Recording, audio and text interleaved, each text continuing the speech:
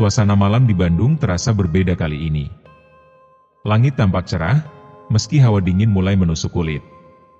Arif duduk di teras rumahnya, memandangi motor yang sudah ia cuci sore tadi. Motor itu terlihat mengilap, siap menemani perjalanan panjang menuju Tasikmalaya. Sesekali, Arif mengecek ponselnya, membaca ulang pesan dari grup WhatsApp teman-teman SMA mereka. Reuni kecil di rumah Rizal, teman dekat mereka dulu, sudah disepakati sejak sebulan lalu. Reuni ini bukan sekadar pertemuan biasa, melainkan bentuk pelepas rindu setelah sekian lama tak bersua. Apalagi, selama ini kesibukan kerja dan kehidupan pribadi membuat mereka jarang berkumpul lagi. Terlebih bagi Arif, yang kini bekerja sebagai mekanik bengkel, waktu libur adalah kemewahan yang jarang ia dapatkan.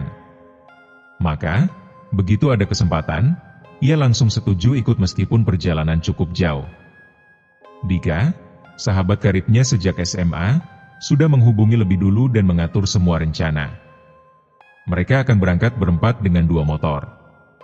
Dika akan membawa motor mati kesayangannya, sementara Arif mengendarai motor sportnya. Rina dan Budi akan ikut sebagai pembonceng. Rina, yang sekarang bekerja sebagai perawat, sudah meminta izin cuti sehari sebelumnya. Sedangkan Budi, yang bekerja sebagai karyawan swasta, sudah selesai dengan tugas kantornya lebih awal. Arif menyesap kopi hitam yang masih mengepul di gelas kesayangannya. Pikirannya melayang pada jalur yang akan mereka lewati. Rute Bandung Tasikmalaya memang terkenal dengan jalan berkelok dan turunan tajam, terutama di daerah Gentong. Banyak cerita mistis yang beredar tentang jalur itu. Mulai dari penampakan arwah penasaran hingga kejadian kecelakaan aneh yang sulit dijelaskan secara logika. Meski begitu, Arif berusaha mengabaikannya. Baginya, yang terpenting adalah tetap fokus dan berhati-hati selama perjalanan. Tak lama kemudian, suara notifikasi ponsel menyadarkannya dari lamunan. Pesan dari Dika muncul di layar. "Bro, udah siap? Gue otu ke rumah lo sama Rina." Budi nyusul dari rumahnya. Arif membalas cepat. "Siap, bro. Motor udah siap tempur. Gue tunggu." Ia bergegas ke dalam rumah untuk memastikan semua barang sudah lengkap. Jaket tebal, helm full face, sarung tangan, dan masker sudah ia persiapkan. Tak lupa, ia membawa ransel kecil berisi air mineral, jas hujan, dan beberapa camilan untuk perjalanan. Arif juga memastikan surat-surat kendaraan sudah aman di saku jaketnya. 10 menit berselang, suara motor metik Dika terdengar dari depan rumah. Arif keluar dan mendapati Dika serta Rina sudah tiba. Rina melambaikan tangan dengan ceria, sementara Dika mengacungkan jempol sambil tersenyum. "Hei, udah siap, Rif?" sapa Dika sambil melepas helm. "Siap banget.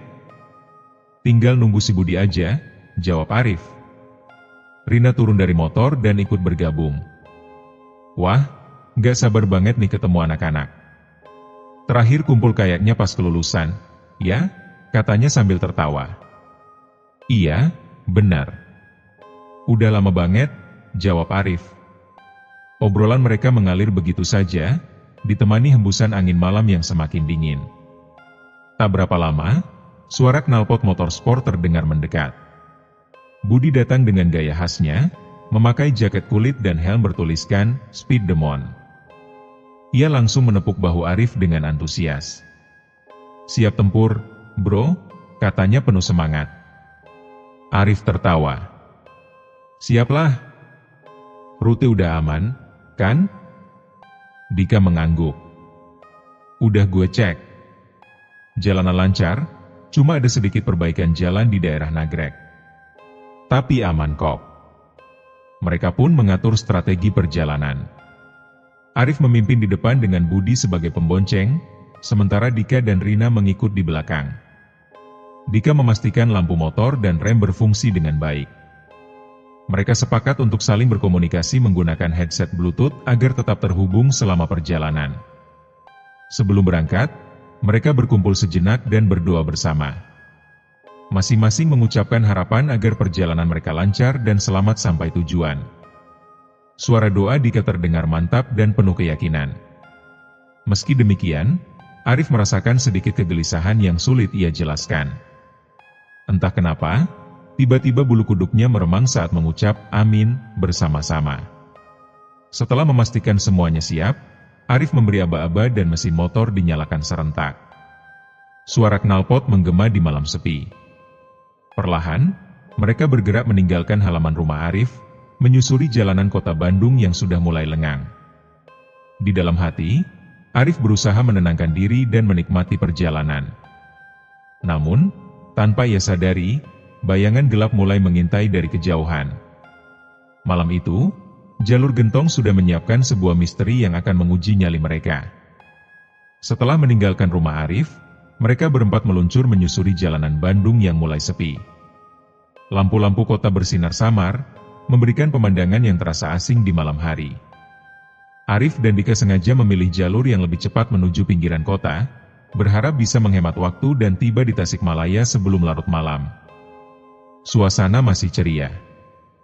Mereka bercanda sepanjang jalan melalui headset Bluetooth yang terpasang di helm. Rina, yang duduk di belakang Dika, terus mengomentari udara malam yang dingin sambil menggigil. "Gila, Bandung dingin banget malam ini. Kayak di kulkas," keluh Rina sambil tertawa kecil. "Makanya, pakai jaket yang benar. Jangan cuma buat gaya doang, Rin," sahut Dika sambil mengencangkan pegangan gas motornya. Di motor lain, Arif dan Budi juga tak henti-hentinya ngobrol. Meski angin malam terasa menusuk kulit, semangat mereka tak surut.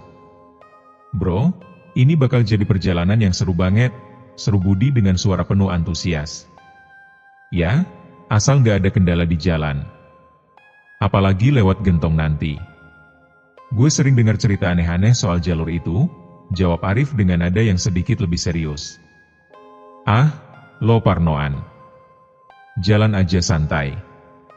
Yang penting fokus, aman, dan jangan sampai kepikiran aneh-aneh," kata Budi mencoba menenangkan. Mereka berhenti sejenak di sebuah minimarket di daerah Cilenyi. Arif mengajak yang lain untuk memeriksa kendaraan sekali lagi, memastikan semua dalam keadaan baik sebelum perjalanan panjang. Dika dan Arif mengecek tekanan ban, mengisi bensin sampai penuh, dan memastikan lampu-lampu berfungsi dengan baik. "Bro, motor lo aman, kan?" tanya Dika sambil memperhatikan motor Arif yang terlihat baru diservis. "Aman. Gue udah cek semua tadi sore. Udah kayak bayi, mulus." Arif menepuk jok motornya dengan bangga. "Kalau gitu, gak ada alasan buat berhenti lama-lama di jalan. Buru-buru sampai aja." Di minimarket itu, Rina membeli beberapa camilan dan minuman. Katanya buat mengusir rasa kantuk kalau nanti mereka mulai mengantuk di perjalanan. Ia juga menyelipkan beberapa permen jahe ke dalam saku jaketnya, berharap bisa menghangatkan tubuh dari udara malam yang semakin dingin. "Permen jahe, siapa mau?" tawar Rina dengan senyum lebarnya. "Gue nggak doyan yang manis-manis, kecuali kalau lo yang kasih langsung ke mulut gue," goda Budi yang langsung disambut tawa mereka semua. Mereka kembali mengatur posisi. Arif tetap memimpin di depan bersama Budi, sementara Dika dan Rina mengikuti di belakang. Sesuai rencana, mereka akan melintasi jalur utama menuju Tasikmalaya yang dikenal cukup rawan. Namun, mereka berusaha tetap tenang. Beberapa kilometer setelah melewati Nagrek, suasana mulai berbeda. Jalanan yang tadinya terang dengan lampu-lampu kota kini berubah menjadi gelap dan sepi. Hanya ada beberapa kendaraan besar yang melintas sesekali. Truk-truk dengan muatan berat yang tampak kelelahan menanjak atau melambat karena hati-hati menghadapi turunan. Mereka mulai memasuki daerah yang lebih terpencil. Pepohonan rindang di sepanjang jalan membuat suasana semakin suram. Jalanan yang berkelok-kelok mengharuskan Arif dan Dika memperlambat laju motor mereka. Tak ada suara obrolan yang berarti lagi. Masing-masing dari mereka mulai fokus pada perjalanan, menikmati suara knalpot yang bergema di tengah malam. Namun, di tengah kesunyian itu, Arif mulai merasakan sesuatu yang mengganjal. Ada perasaan aneh yang seolah mengintai dari kejauhan. Entah dari mana asalnya, tapi perasaan itu begitu kuat hingga membuat bulu kuduknya meremang. Ia berusaha mengabaikannya dan terus melaju dengan hati-hati. Namun, sesekali ia melirik kaca spion, seakan mencari sesuatu yang mungkin tidak seharusnya terlihat. Sebuah firasat buruk mulai menggerogoti pikirannya. Tapi, Arif mencoba meyakinkan dirinya sendiri bahwa itu hanya kecemasan yang tak beralasan. "Bro, lo kenapa?" Mukanya serius amat, suara Budi tiba-tiba terdengar di telinganya melalui headset. "Gak apa-apa. Gue cuma lagi fokus aja. Jalanan mulai gelap, soalnya." "Tenang aja. Kalau lo udah capek, tinggal bilang. Kita bisa berhenti sebentar buat istirahat," jawab Budi sambil menepuk bahu Arif dari belakang. Arif hanya mengangguk kecil. Ia tidak ingin membuat Budi khawatir. Tapi firasat buruk itu tidak juga menghilang.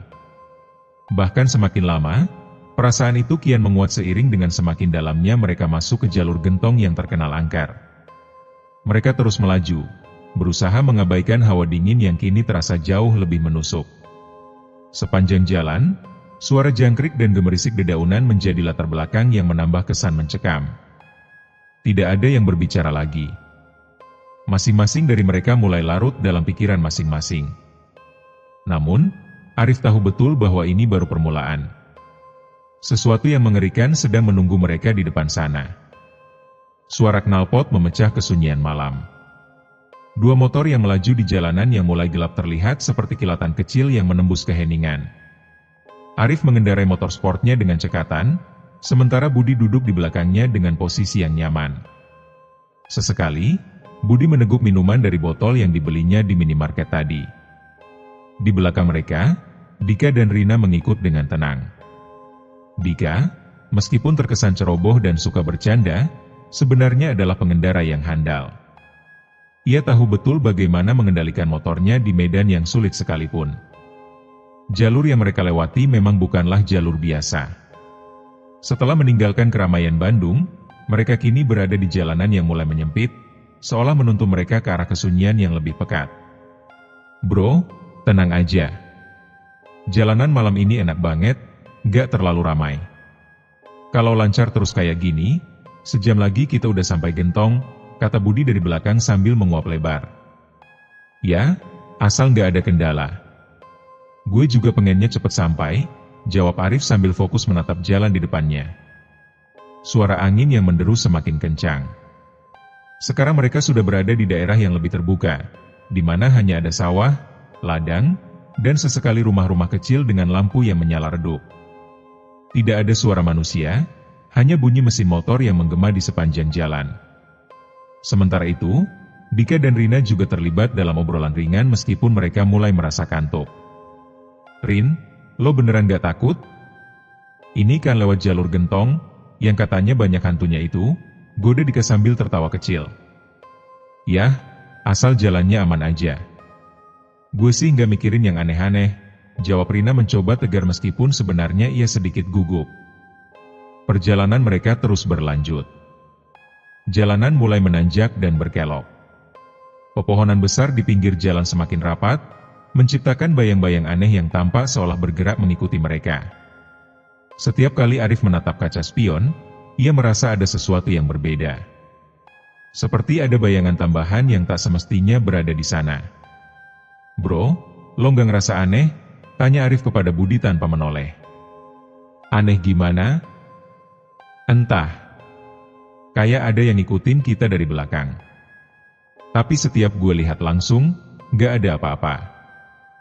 "Udahlah. Jangan kepikiran macam-macam. Mungkin lo cuma capek aja. Fokus sama jalanan aja, bro." Budi mencoba mengabaikan ketakutan yang tersirat dari nada bicara Arif. Namun, jauh di dalam hatinya, ia juga merasakan sesuatu yang janggal. Sesekali, ia merinding tanpa alasan yang jelas. Angin malam yang dingin tiba-tiba terasa jauh lebih menusuk. Mereka mulai memasuki jalur Gentong. Jalanan yang sempit dengan turunan curam dan tikungan tajam menjadi tantangan tersendiri. Arif memperlambat laju motornya agar tetap aman. Sementara itu, Dika dan Rina masih mengikuti di belakang dengan jarak yang tidak terlalu jauh.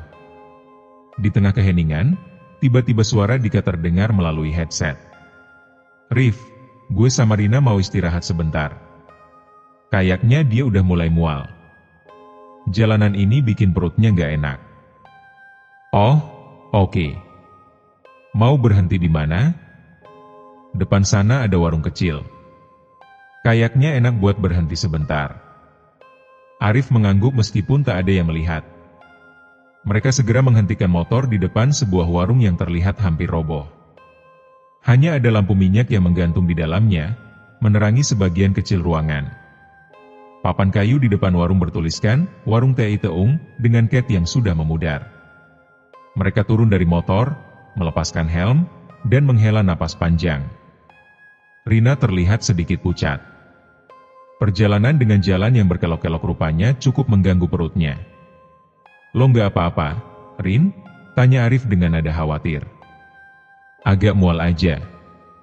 Mungkin karena jalanannya terlalu berkelok. Gue minum air dulu, ya." Sambil menunggu Rina merasa lebih baik, mereka duduk di bangku panjang yang terbuat dari kayu kasar. Udara malam semakin dingin, dan hanya suara jangkrik yang mengisi kesunyian. Tak ada penjaga warung. Warung itu kosong seolah sudah lama ditinggalkan. "Dik, ini warung masih buka nggak sih?" "Kok nggak ada orangnya?" tanya Budi dengan nada curiga. "Ya nggak tahu juga. Tapi tadi kayaknya ada lampunya, kan? Atau gue salah lihat?" jawab Dika dengan bingung. Rina meneguk air mineralnya perlahan. Ia mencoba menenangkan diri sambil mengatur napas. Namun, entah kenapa, ia merasa seperti diawasi. Seperti ada sepasang mata yang memperhatikan setiap gerakannya. Tanpa mereka sadari, dari kejauhan, ada sesuatu yang terus memperhatikan. Sesuatu yang tidak seharusnya berada di sana. Sesuatu yang kelaparan dan tertarik dengan kehadiran mereka. Namun, mereka semua masih mencoba menganggap bahwa ini hanyalah perasaan aneh biasa. Mereka tidak menyadari bahwa istirahat singkat ini mungkin saja menjadi awal dari sebuah kengerian yang tak pernah mereka bayangkan sebelumnya. Setelah beberapa menit beristirahat di depan warung yang tampak tak terurus itu, Rina mulai merasa sedikit lebih baik. Mual di perutnya mereda setelah ia meneguk air mineral dan mengunyah permen jahe yang dibawanya. Namun, udara dingin yang menusuk membuat tubuhnya menggigil, meski jaket tebal sudah membungkus tubuhnya dengan rapat. "Udah mendingan, Rin?" tanya Dika sambil menyalakan rokoknya, mencoba menghangatkan diri meskipun tahu itu bukan cara yang sehat. "Ya, lumayan. Kayaknya gue cuma perlu istirahat sebentar aja," jawab Rina dengan suara yang masih sedikit gemetar. "Kalau gitu kita lanjut lagi aja, ya? Supaya cepat sampai," usul Arif sambil mengamati jalan yang semakin diselimuti kegelapan. Dika mengangguk sambil menghembuskan asap rokoknya. "Setuju. Gue juga udah nggak nyaman di sini. Nggak tahu kenapa, tapi tempat ini bikin gue nggak enak hati." "Bukan cuma lo, Dik. Gue juga ngerasa ada yang aneh sama tempat ini," timpal Budi yang dari tadi tampak gelisah. Mereka segera memakai helm dan bersiap melanjutkan perjalanan. Motor dinyalakan, suara mesinnya menggema di antara keheningan malam. Kali ini, mereka mempercepat laju kendaraan agar bisa segera melewati daerah gentong yang terkenal dengan tikungan tajamnya. Jalanan mulai menurun dengan curam. Di kiri dan kanan mereka, pepohonan besar tampak seperti raksasa yang mengawasi setiap pergerakan. Dedaunan yang bergoyang tertiup angin menciptakan bayangan-bayangan aneh di permukaan jalan.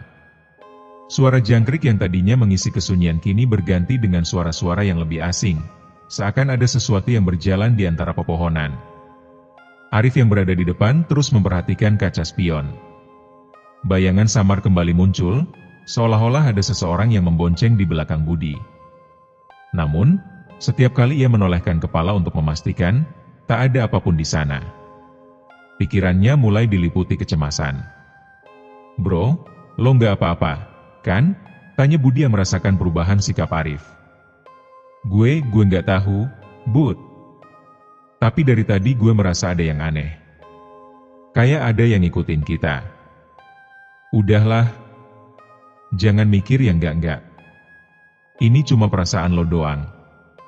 Fokus aja sama jalanan. Arif mencoba mengabaikan firasat buruknya dan mempercepat laju motor. Namun, ketegangan tak kunjung hilang. Semakin mereka mendekati jalur gentong yang paling dikenal angker, semakin berat rasanya untuk bernapas. Udara terasa lebih dingin dan pekat, seperti menekan paru-paru mereka dari setiap sisi. Di belakang, Dika dan Rina juga merasakan sesuatu yang tak wajar. Rina mulai menggenggam pinggang Dika lebih erat. "Dik, lo ngerasa nggak sih? Udara di sini beda banget sama tadi," bisik Rina dengan suara parau. "Iya, gue juga ngerasa." "Udah, lo tenang aja. Kita udah setengah jalan. Kalau lancar, sebentar lagi kita bisa lewat jalur ini dan sampai di daerah yang lebih ramai." Tiba-tiba, sebuah suara bisikan terdengar di headset mereka. Bukan suara salah satu dari mereka, tapi suara seorang wanita yang terdengar lirih, namun jelas. "Berhenti." Arif refleks mengerem motornya hingga membuat Budi terkejut. Motor yang dikendarai Dika juga ikut berhenti tepat di belakang mereka. "Rif, kenapa lo berhenti tiba-tiba?" seru Dika dengan nada jengkel. Lo nggak denger tadi?" Ada suara wanita yang ngomong. "Berhenti?" Suara Arif terdengar gemetar. "Apa?" Suara wanita? Tanya Budi dengan wajah bingung. "Iya. Lo nggak denger?" "Nggak, bro. Gue cuma denger suara motor lo yang ngerem mendadak." Arif menatap Dika dan Rina melalui kaca spion. Wajah mereka juga menunjukkan ketegangan yang sama. Mereka mulai menyadari bahwa sesuatu yang tidak normal sedang terjadi. "Dik, lo beneran gak dengar suara itu?" tanya Arif memastikan. Dika menggeleng. "Gak dengar apa-apa. Mungkin headset lo error." Tapi suara itu jelas banget. Suara perempuan. Lirih tapi dingin banget. Suasana menjadi sunyi. Tidak ada yang berani mengucapkan sepatah kata pun. Bahkan Budi, yang biasanya selalu menganggap semuanya dengan santai, kini tampak cemas. "Bro, kalau lo ngerasa nggak enak, kita putar balik aja. Biarin aja nggak jadi ke Tasik. Gue juga mulai nggak nyaman sama tempat ini," ucap Budi dengan suara bergetar. Arif terdiam. Pikirannya berperang antara melanjutkan perjalanan atau kembali ke Bandung. Namun, di dalam hatinya, ia tahu bahwa apa yang baru saja ia dengar bukanlah hayalan atau gangguan teknis. Sesuatu sedang mengawasi mereka, dan peringatan itu mungkin adalah satu-satunya kesempatan bagi mereka untuk menghindari bahaya yang lebih besar. "Gimana, Rif? Lanjut atau balik?" tanya Dika dengan wajah serius. Arif menghela napas panjang. Entah mengapa, ia merasa bahwa keputusan yang akan diambilnya saat ini sangatlah penting. Namun, sebelum ia sempat menjawab, suara langkah kaki terdengar dari arah pepohonan di samping jalan. Suara gemerisik yang tidak mungkin berasal dari hewan kecil. Perlahan tapi pasti, suara itu mendekat. Suara langkah kaki itu terdengar semakin jelas, seolah-olah sesuatu yang berat sedang berjalan perlahan dari balik pepohonan gelap. Budi menelan ludah, tenggorokannya terasa kering. Ia meremas bahu Arif tanpa sadar, berharap sahabatnya itu juga mendengar suara yang sama. "Bro, lo denger itu, kan?" bisik Budi dengan suara bergetar. Arif mengangguk.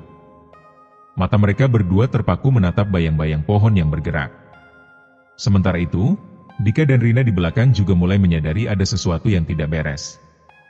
"Dik, lo lihat sesuatu nggak?" tanya Rina dengan suara yang nyaris tak terdengar.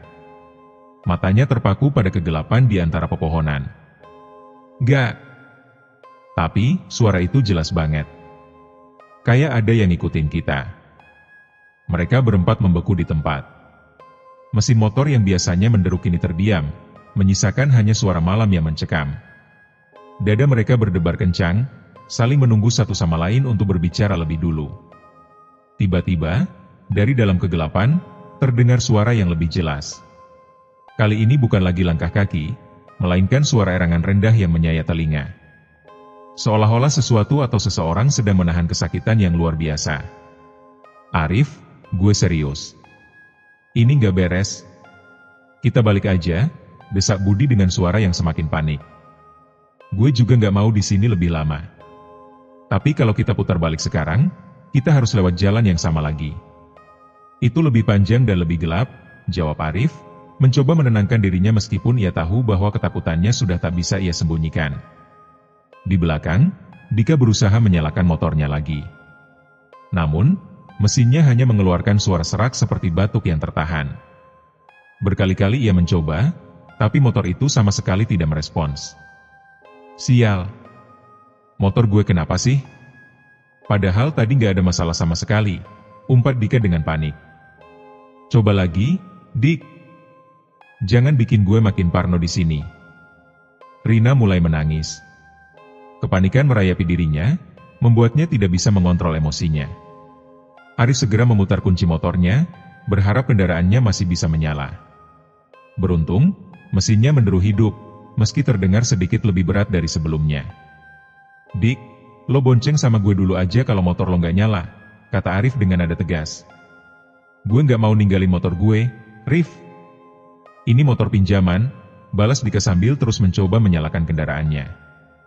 Di tengah kepanikan itu, sesuatu yang mengerikan terjadi. Pepohonan di sebelah kanan mereka bergoyang dengan sendirinya, meskipun angin tak bertiup sama sekali. Daun-daun kering di tanah bergulung dan terangkat, seperti ada kekuatan tak kasat mata yang mengendalikannya. Dan kemudian, mereka semua melihatnya. Di balik bayangan pepohonan yang pekat, muncul sesosok wanita dengan wajah pucat dan mata hitam kelam yang menatap lurus ke arah mereka. Rambutnya panjang, tergerai tak beraturan, dengan pakaian yang compang-camping dan tubuh yang terlihat kurus kering. Namun, bukan hanya penampilannya yang membuat mereka membeku ketakutan, melainkan ekspresi wajahnya yang penuh dengan kebencian. Arif terbelalak. Matanya tak mampu berpaling dari sosok itu. Suaranya tercekat di tenggorokan, membuatnya hanya bisa mengeluarkan napas yang terengah-engah. Bud! Lo lihat itu, kan? Bisik Arif tanpa mengalihkan pandangannya. Iya. Anjir, Rif. Gue nggak kuat. Ayo pergi dari sini, jawab Budi dengan suara bergetar. Dika akhirnya berhasil menyalakan motornya. Namun, yang mengejutkan, mesinnya meraung jauh lebih keras daripada biasanya. Seperti suara mesin yang dipaksa bekerja di luar kemampuannya. Rina, cepat naik. Kita harus pergi sekarang juga, teriak Dika panik. Tanpa berpikir panjang, Rina langsung naik ke motor Dika, meskipun tubuhnya masih gemetaran hebat. Sementara itu, Arif juga menghidupkan motornya dan segera melaju dengan kecepatan penuh. Mereka berusaha sekuat tenaga meninggalkan tempat itu. Jalanan yang curam dan berkelok terasa seperti jebakan mematikan. Namun, tidak ada lagi yang bisa mereka lakukan selain melarikan diri. Tapi sesuatu yang mengerikan segera mereka sadari. Meskipun mereka telah melaju kencang, sosok wanita mengerikan itu masih terlihat di kaca spion mereka. Bukan di kejauhan, tapi tepat di belakang mereka.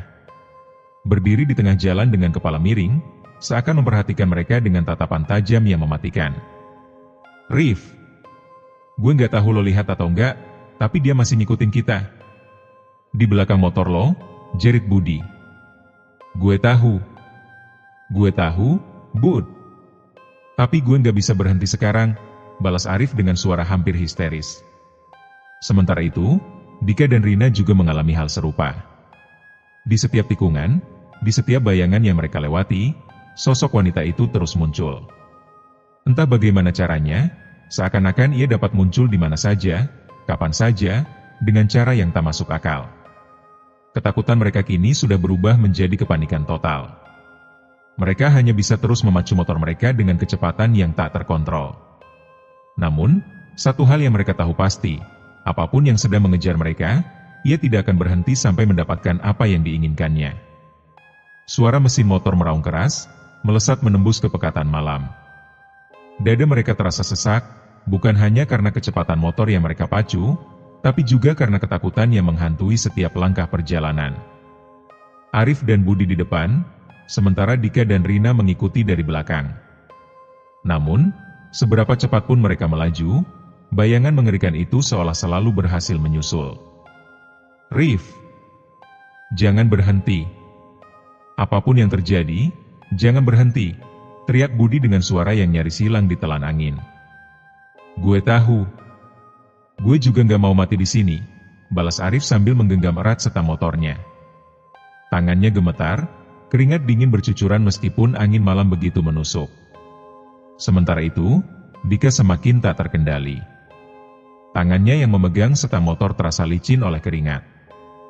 Tubuh Rina yang memeluk pinggangnya erat hanya membuatnya semakin tertekan. Dik, tolong. Cepat. Gue nggak mau mati di sini. Rina mulai terisak, suaranya bergetar ketakutan. Tenang, Rin. Gue usahain kita keluar dari sini. Lo cuma perlu pegangan erat, jawab Dika, meskipun suaranya sendiri tak menunjukkan keyakinan. Namun, sesuatu yang lebih mengerikan sedang terjadi.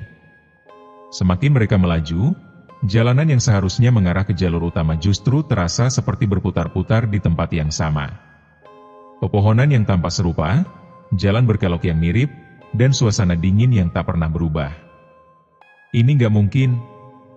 Kenapa jalannya kayak muter-muter terus? Teriak Arif dengan frustrasi.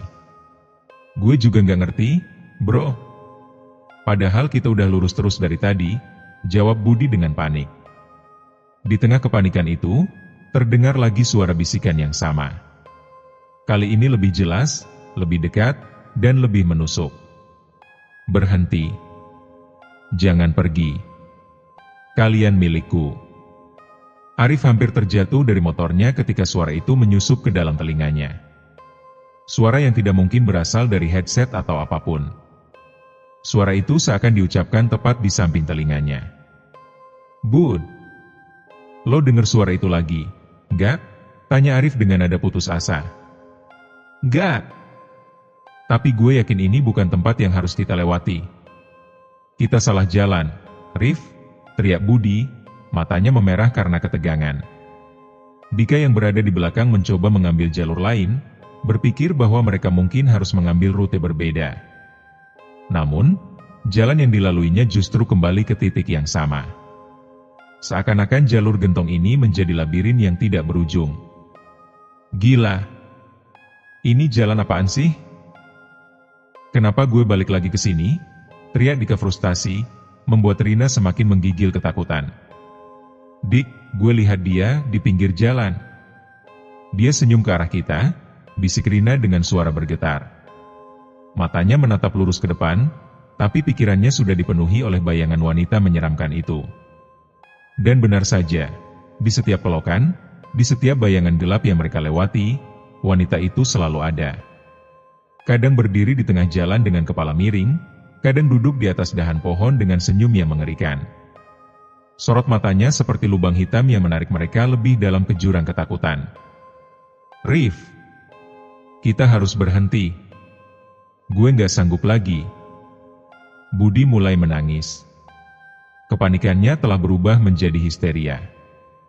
Kalau kita berhenti, kita bakal mati, Bud. Lo nggak lihat dia terus ngikutin kita? Balas Arif. Namun, dalam hatinya, ia pun mulai kehabisan akal. Di tengah kegilaan itu, sebuah suara aneh terdengar. Suara tawa kecil, melengking, yang menggema di sepanjang jalan.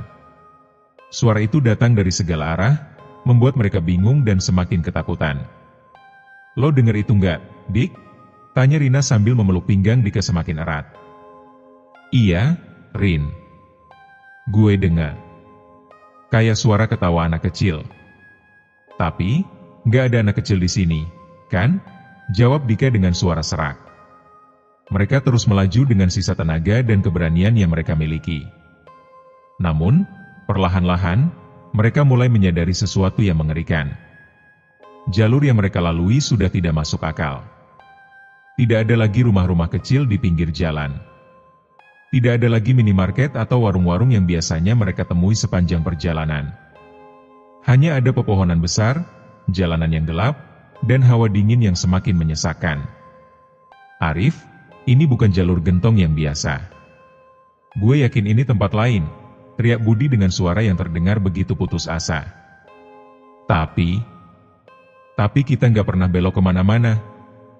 Kita lurus terus. Harusnya ini jalurnya. Arif juga mulai terisak, suaranya pecah oleh kepanikan. Kemudian, mereka melihat sesuatu yang lebih mengerikan lagi. Sosok wanita itu kini berdiri di tengah jalan, lebih dekat dari sebelumnya. Wajahnya yang pucat dengan senyum mengerikan yang dipaksakan terlihat lebih jelas. Dan kali ini, ada darah yang menetes dari sudut bibirnya. Berhenti. Suara itu bukan lagi bisikan. Itu adalah perintah. Dan ketika suara itu terdengar, mesin motor mereka tiba-tiba mati. Semua. Sekaligus. Keheningan mendadak menyelimuti mereka. Tidak ada lagi suara mesin. Tidak ada lagi deru angin. Hanya ada mereka berempat yang terjebak di tengah kegelapan. Dan wanita itu yang kini mulai melangkah perlahan ke arah mereka. Motor mereka mati seketika. Tak ada bunyi mesin, hanya sunyi mencekam yang menghantui. Keheningan itu lebih mengerikan daripada suara apapun. Seolah-olah seluruh alam telah berhenti bernapas, menyisakan hanya teror yang menyelimuti mereka. "Dik, motor lo kenapa mati?" bisik Rina dengan suara hampir putus. Gue nggak tahu. Ini baru gue servis kemarin. Gak mungkin rusak kayak gini, jawab Dika panik sambil mencoba menyalakan motornya berulang kali. Namun, usahanya sia-sia. Bro, motor gue juga mati. Ini gak masuk akal. Semua motor kita mati barengan, seru Arif yang kini wajahnya semakin pucat. Ini gak mungkin, Rif. Ini pasti ada yang gak beres, teriak Budi, matanya terus menatap jalanan di depan mereka dengan penuh ketakutan. Di tengah keputusasaan, sosok wanita itu kembali muncul. Kali ini lebih dekat, tepat di tengah jalan dengan tubuh yang bergoyang tak wajar. Wajahnya tersenyum, tetapi senyum itu bukanlah senyum manusia. Bibirnya terangkat terlalu lebar, memperlihatkan deretan gigi yang tajam dan menghitam. Berhenti, suara itu kembali terdengar, kali ini tidak lagi berupa bisikan, tapi suara yang menggema, mengisi setiap celah udara dengan dingin yang menakutkan. Rina menjerit histeris, menutup telinganya seolah mencoba menyingkirkan suara mengerikan itu dari pikirannya. Dika memeluknya erat, meski tubuhnya sendiri gemetar hebat. "Lo mau apa?" "Jangan ganggu kami," teriak Arif dengan mata yang nyaris tak bisa dibuka karena tangisannya. Namun, wanita itu hanya tertawa. Tawa yang menggema, memenuhi jalanan yang gelap dan dingin. Tanpa berpikir panjang, Arif menarik Budi dan mulai berlari meninggalkan motor mereka. Dika dan Rina mengikuti dari belakang, meskipun tubuh mereka terasa lemas. Jalanan yang biasanya mereka lalui dengan kendaraan kini menjadi jalur pelarian yang terasa tak berujung.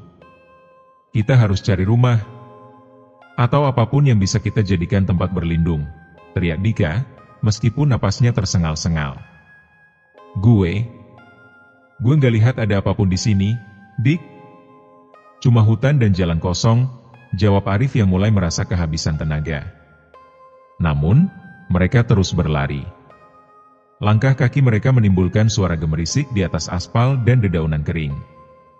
Tetapi suara itu bukanlah satu-satunya yang mereka dengar. Di belakang mereka, terdengar suara langkah lain. Lebih berat. Lebih lambat.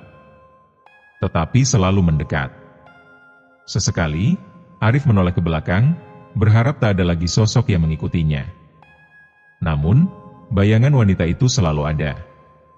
Seakan-akan ia bisa muncul di mana saja, kapan saja. "Dik, lo lihat itu enggak?" jerit Budi sambil menunjuk ke sisi jalan. Matanya terbelalak melihat sesuatu yang tidak seharusnya ada di sana. Dika mengikuti arah pandangan Budi. Dan di sana, di antara pepohonan yang gelap, terlihat wajah-wajah lain. Pucat, dengan mata hitam menganga.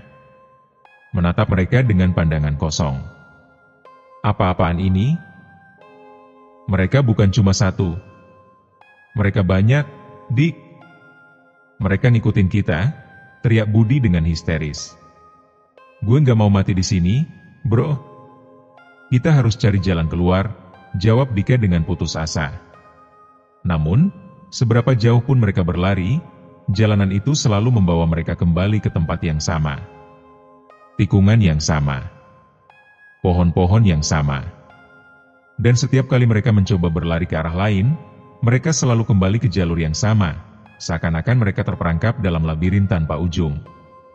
Rina sudah terjatuh, lututnya berdarah karena terantuk batu tajam.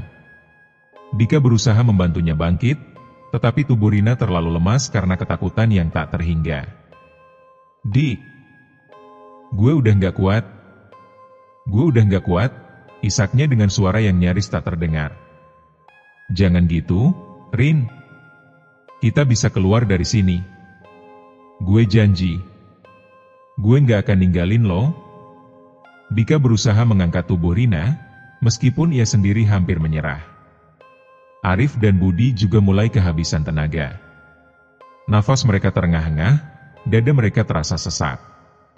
Harapan yang mereka miliki semakin tipis, tertelan oleh kegelapan yang terus menelan mereka. Kemudian, dari kejauhan, mereka melihatnya lagi. Sosok wanita itu berdiri di tengah jalan. Tangannya terulur, seolah mengundang mereka untuk datang. Wajahnya masih tersenyum, tapi kali ini matanya menangis darah. "Berhenti. Kalian milikku." Suara itu bergema di kepala mereka, membuat setiap inci dari tubuh mereka bergetar. Udara menjadi semakin berat, membuat mereka hampir tak bisa bernapas. Tubuh mereka seolah terkunci di tempat, tak mampu lagi bergerak. Ini nggak nyata. Ini pasti cuma mimpi, gumam Budi dengan suara hampir hilang. "Kalau ini mimpi, kenapa rasanya sakit banget, Bud?" "Kenapa ketakutannya nyata?" balas Arif dengan suara yang mulai melemah. Malam itu menjadi mimpi buruk yang tak pernah berakhir. Mereka terus berlari, melarikan diri dari sesuatu yang sepertinya tidak mungkin bisa mereka hindari. Jalur gentong yang terkenal angker ternyata menyimpan sesuatu yang lebih mengerikan daripada sekadar cerita hantu. Mereka tak pernah ditemukan. Motor mereka ditemukan tergeletak di pinggir jalan keesokan harinya, tanpa bekas tabrakan atau kecelakaan. Hanya tertinggal barang-barang yang berceceran, dan jejak-jejak kaki yang memudar di jalanan dingin. Dan legenda tentang wanita penunggu jalur gentong semakin berkembang, membawa teror bagi mereka yang mencoba melewatinya di tengah malam.